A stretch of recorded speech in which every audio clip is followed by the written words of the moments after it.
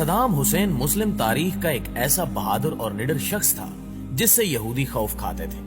اور صدام کا نام سننا بھی پسند نہیں کرتے تھے۔ صدام حسین اکثر اپنے دیے گئے انٹرویوز میں بتاتا رہتا تھا کہ میں ایٹم بم اپنے ملک کے لوگوں کے لیے نہیں بنا رہا، بلکہ یہ میں اس لیے بنا رہا ہوں تاکہ میں یہودیوں کی نیندیں اڑا سکوں۔ ایک دفعہ صدام حسین سے متعلق اسرائیل کے وزیر دفاع نے کہا تھا کہ یہ ایک پاگل شخص ہے جسے نہ تو اپنی فکر ہے اور نہ ہی لوگوں کی۔ صدام حسین کفار کی آنکھ میں آنکھ ملا کر بات کرنے کا عادی تھا، اور جب بھی کوئی یہودی صدام حسین کو سازش کا حصہ بنانا چاہتا تو اسے ہمیشہ ہی منہ کی کھانی پڑتی۔ دوستو، یہی وہ حکمران تھا جو ایک خاتون کی فریاد پر اسرائیل پر چڑھ دوڑا تھا اور اسرائیل کے دارالحکومت پر 40 میزائل داغ دیے تھے۔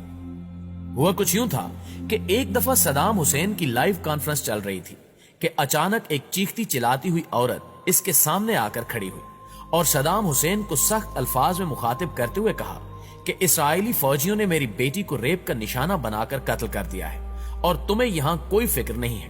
تم عیش و آرام کی زندگی بسر کر رہے ہو اور ادھر ہم پر مظالم کے پہاڑ توڑے جا رہے ہیں۔ اس عورت نے مزید کہا کہ روزانہ ہمارے گھروں سے اسرائیلی فوجی ہم سب کی آنکھوں کے سامنے ہماری بہنوں اور بیٹیوں کو اغوا کر کے لے جاتے ہیں، جن کو بعد میں قتل کر کے پھینک دیا جاتا ہے، اور ہمارے چھوٹے چھوٹے بچوں کو سڑکوں پر گھسیٹ گھسیٹ کر مار دیا جاتا ہے۔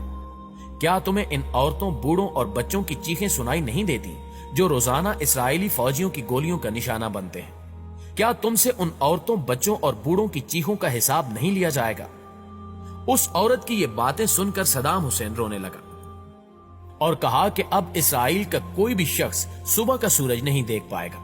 اور جس طرح یہودیوں نے ہماری ماؤں بہنوں کو رلایا ہے، میں اسی طرح ان کی چیخیں نکلواؤں گا اور ان کو تہس نہس کر کے رکھ دوں گا۔ لہٰذا اس کے فوراً بعد صدام حسین وہاں سے اٹھا اور فوجی قیادت کی ایک میٹنگ بلائی جس میں اس نے اسرائیل پر حملہ کرنے کا حکم جاری کر دیا،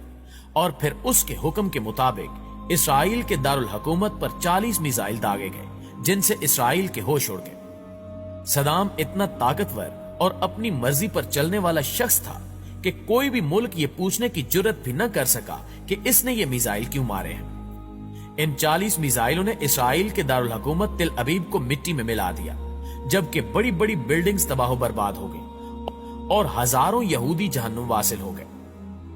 مطلب جب یہودی امدادی ٹیمیں اپنے مرنے والے یہودیوں کو اٹھا رہی ہوتی تھیں تو اوپر سے ایک اور میزائل گر پڑتا تھا جو ان کو بھی موت کے منہ میں بھیج دیتا تھا۔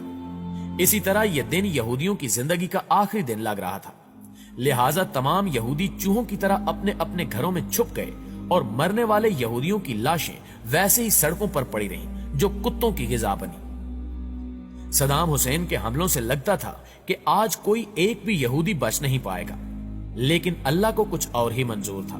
اور آخر کار کچھ یہودی ان حملوں سے بچ نکلنے میں کامیاب ہو گئے۔ مگر آج بھی یہودی صدام حسین کو ہٹلر ثانی کا نام دیتے ہیں اور صدام کا نام سنتے ہی تھر تھر کانپنے لگتے ہیں۔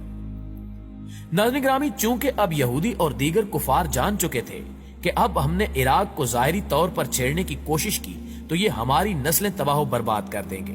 لہٰذا یہ اندر ہی اندر عراق اور صدام حسین کے خلاف مختلف سازشوں میں مصروف ہو گئے، اور امریکہ اور اس کے اتحادیوں نے اپنے تحفظ کے لیے عراق پر حملے کا ارادہ بنا لیا۔